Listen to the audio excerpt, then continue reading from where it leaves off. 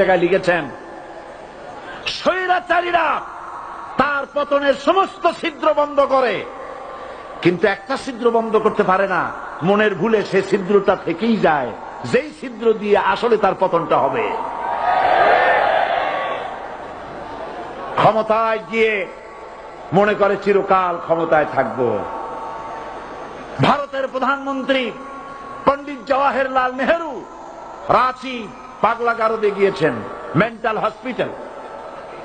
পাগলেরা নেহেরুকে দেখে আশ্চর্য হয়ে গেছে, এত সুন্দর মানুষ, মাথায় কেস্টে টুপি, গায়ে শেরওয়ানি, মুসলমানি ড্রেসই আলাদা। যদিও তিনি হিন্দু ছিলেন, পরেছেন মুসলমানি ড্রেস। শেরওয়ানি কাদের পোশাক? কাদের পোশাক?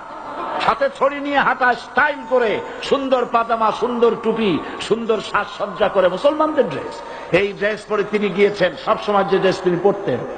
পাগলেরা জিজ্ঞেস করছে,